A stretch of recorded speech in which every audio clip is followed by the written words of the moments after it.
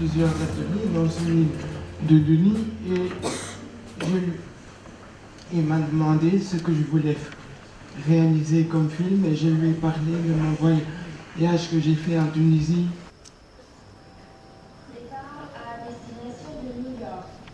Et tu penses que c'est quoi comme temps en Tunisie, chaud ou froid? Chaud, je trouve que c'est chaud. Et t'as pris quoi dans ta valise comme vêtements? Un pull. Pas un pull d'hiver au moins? Non, bien sûr que non. J'ai choisi chaque résidence pour faire une scène. D'accord. Mathieu? Je vais d'abord essayer de m'entraîner à bien parler le dialogue. Toi Mathieu, t'as acheté une jet là-bas? Non. Tu le ferais pas? T'as pas osé. J'ai beaucoup hésité. Il a peut-être peur de marcher dessus là. Et t'as peur de mettre une jet là-bas parce que c'est une robe et que les hommes mettent pas de robe? Moi j'aime bien, donc il me l'a proposé, je l'ai directement dit oui. Parce que j'aime bien créer des films d'animation. Donc c'est le même atelier qui dessine et en fait on fait des improvisations. Donc on choisit, ça reste le voyage de Jérôme en Tunisie, donc on a fait un impro là-dessus. Et donc il fait plein de petites impros et en fait on dessine après. Donc on monte le son et puis on dessine après et on dessine en fait avec des marqueurs Velia, des marqueurs qui s'effacent parce que ça fait des animations très rapides puisqu'on efface et on redessine la partie qui a bougé simplement.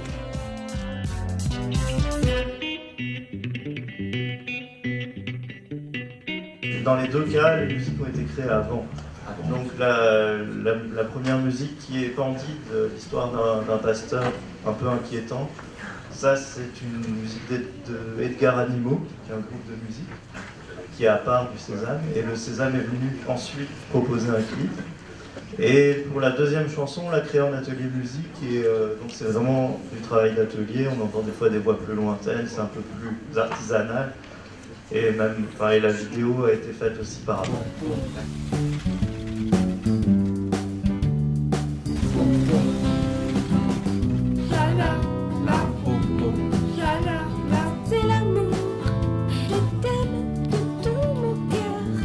Je fais un créateur de dessin, je colorie et ensuite je colorie des plans de dessins. Merci. Il y a eu, pour les deux projets, c'est assez différent. En fait, le premier film, les images ont été réalisées en une semaine, 5 jours en fait, 5 jours de travail, et après le montage a duré plusieurs mois. Parce que on a réfléchi à qu'est-ce qu'on voulait un peu raconter, quelles ambiances on voulait qui se dégagent de ce film-là. Et ça a pris plusieurs mois. Mais les captations de vidéos en 5 jours. Et pour le deuxième... Alors le deuxième c'était sur toute une année. Voilà. Et là, le montage aussi a été aussi sur quelques mois après. Mademoiselle et madame. Madame.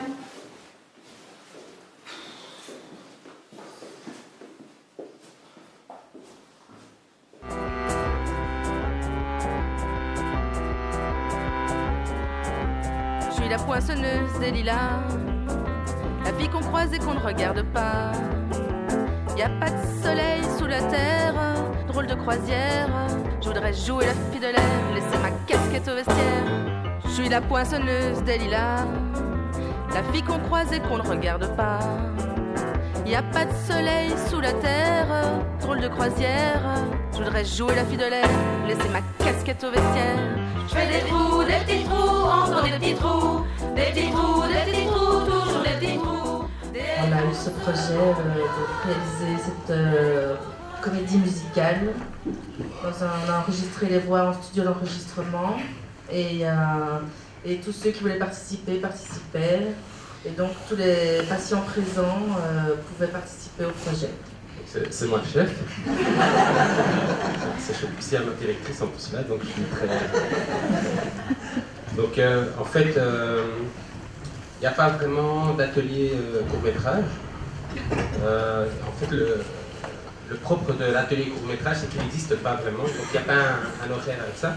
On vient toujours comme chaque année avec un projet qu'on lance, Et du coup, on fait circuler dans les ateliers, entre nous, dans les couloirs, et chacun peut participer effectivement à sa manière. Oui, donc le point de départ, c'est un atelier, c'est une rencontre, c'est un amusement. Et puis dans l'idée effectivement de on ferait bien une comédie musicale, nous on saute sur l'occasion et le concept. Et après on s'est dit bon, maintenant qu'on a l'idée de la comédie musicale, qu'est-ce qu'on va en faire? Et se met en route tout le travail. Et les chansons que vous avez entendues, c'est forcément des chansons connues, mais ça a été travaillé avec l'atelier musique, donc avec Hélène, en studio, pour qu'on puisse les doubler lors du film, pour que les gens qui jouent ne soient pas incommodés à devoir chanter en live, parce que c'est pas évident. Donc c'est sûr que l'impro, c'est vrai qu'il y a un fil conducteur, il y a une histoire, qu'est-ce qui va se passer si c'est une déléguée médicale qui n'est pas bien du tout et qui va à la fabrique, voilà. Et qui se rend compte qu'en fin de compte, elle vend de la merde et qu'elle a envie d'autre chose. Aussi, la morale de l'histoire, c'est aussi de se rendre compte que finalement, ce ne sont pas que les personnes qui sont dans les centres de jour, etc., qui souffrent profondément parce qu'ils ont une pathologie mentale ou quoi, mais c'est aussi de se rendre compte que même une personne qui a un haut poste peut souffrir très fort, et c'est ce qu'elle se rend compte au fur et à mesure de comment dirais-je, de l'histoire. Elle se rend compte elle-même qu'elle a un haut poste pourtant, et qu'on pourrait l'envier, etc. Mais en fait, finalement, non, elle se rend compte elle-même qu'elle a elle-même un problème en se rendant à la fabrique. Quand j'ai eu 8 ans, pour enrayer cette timidité, ma mère a décidé de m'inscrire chez les scouts. Alors, pour enrayer la timidité, peut-être aussi pour m'apprendre à faire du feu. Alors c'était la troupe scout catholique de Woluwe-Saint-Pierre. En fait, j'y suis resté que 2 semaines, mais c'est qu'en fait, chaque dimanche, je commençais par une messe. Et je dois bien vous dire que ça a été une rencontre assez particulière avec le divin. Il faut vous imaginer la situation. On est en 1985, j'ai 8 ans. 300 enfants sont réunis dans une église à Woluwe-Saint-Pierre. Et à la fin de son homélie, le prêtre demande s'il y a des enfants parmi les 300 qui sont dans l'assistance qui n'ont pas été baptisés. Et là, il y a 2 doigts qui se lèvent. Le curé les repère et leur demande de venir jusqu'à l'autel. Ils s'avancent avec l'air un peu maladroit d'animaux de dissection qu'on emmène au cœur du laboratoire. Et quand ils sont arrivés juste à côté du curé, le curé leur demande leur prénom. Et le premier dit qu'il s'appelle Rachid. Le second, qui a toujours beaucoup aimé parler de lui à la 3e personne, dit qu'il s'appelle Edgar. Et là, le curé se retourne vers les 3000 enfants présents dans l'église. Et là, c'est très très clair, dans mon souvenir, ils étaient 3000 à ce moment-là. Et il dit à cette assistance médusée, Rachid, Edgar, retenez ces noms et gardez-les dans vos prières. J'aime à penser qu'aujourd'hui encore, la moitié de l'aristocratie bruxelloise prie jour et nuit pour sauver notre âme, à Rachid et moi. Alors je ne sais absolument pas ce qu'est devenu Rachid, mais il faut bien reconnaître que la stratégie sacerdotale n'a pas trop mal marché à moyen terme, puisqu'aujourd'hui je suis salarié par une association qui s'appelle Pax Christi. En fait, c'est que les mathématiques ont toujours été très importantes pour moi.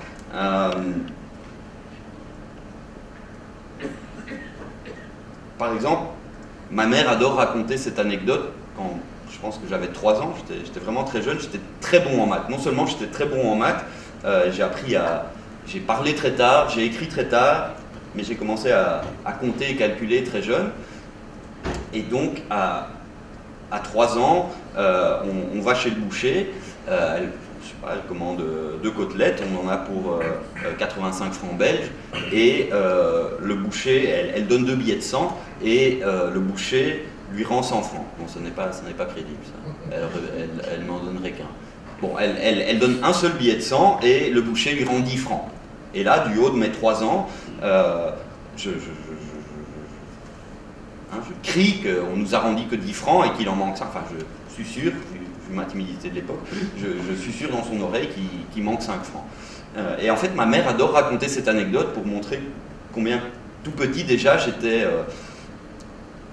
assez exceptionnellement obsédé par le fric. Bah alors, t'as pas compris tout à l'heure? Je te demandais si on prenait un verre ensemble ou pas. Tu sais que j'ai pas du tout apprécié ce matin. Alors j'aimerais bien avoir une explication. Bah alors? Il est bien mis mon foulard là? Ouais. Qu'est-ce que je vous sers? Bah pour moi ça sera un demi, puis pour mademoiselle, qu'est-ce que tu veux voir?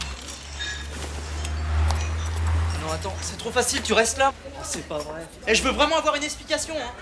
Son sac, excusez-moi. Martine! Martine! Qu'est-ce que tu fous encore là? Oh, tu m'entends?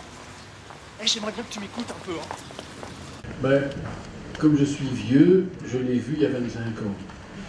Donc, et je ne l'avais plus revu depuis lors. Donc c'était toujours étrange de revoir un film.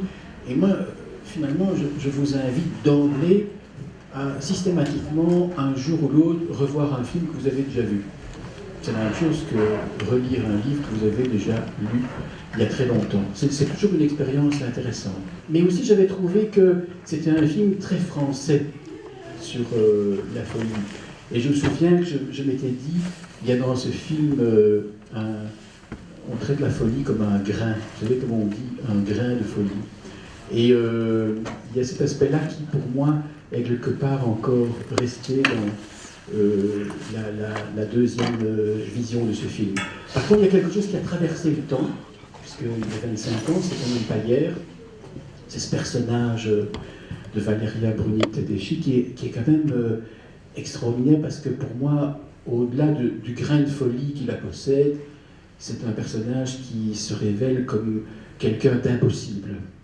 Et ces personnages qui relèvent de l'impossible traversent le temps. Ils ne sont pas minés par le vieillissement du temps. Mais ça, on aura peut-être l'occasion d'y revenir sur cet aspect-là du personnage qui m'a frappé.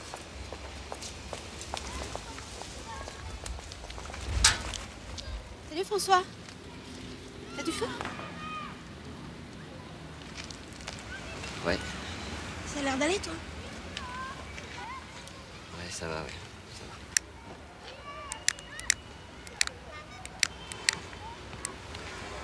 Toi? Bah non, ça va pas du tout. Je ne connaissais pas le film. Je me demandais c'était quoi un peu ce titre, et j'ai l'impression que, pour moi en tout cas, il y a une explication du titre, pour moi, dans le fait que, bon, on ne sait plus très bien qui est normal ou qui ne l'est pas, ou au fond ce serait quoi, est-ce que être normal ça allait bien? Pas forcément. Si les soignants sont censés être les gens normaux, bah, ils ne vont pas forcément tous très bien dans ce film, ils ne sont pas tous très à l'aise. Et finalement, il n'y a pas une si grande différence entre les uns et les autres. Et alors, il y a autre chose aussi qui est très important, qui est très très bien quand on revoit le film, c'est tout le travail qui a été fait sur les dialogues. Parce que c'est vrai que le travail sur les dialogues, surtout sur ces dialogues, mais même les autres, est très intéressant, parce que on dirait que ces dialogues, en fait, souvent, quand on est habitué à voir des séries, par exemple, si vous regardez Plus belle la vie, je vous invite à regarder Plus belle la vie, c'est super intéressant à ce niveau-là, le dialogue est toujours significatif. Il a tout le temps signifié quelque chose.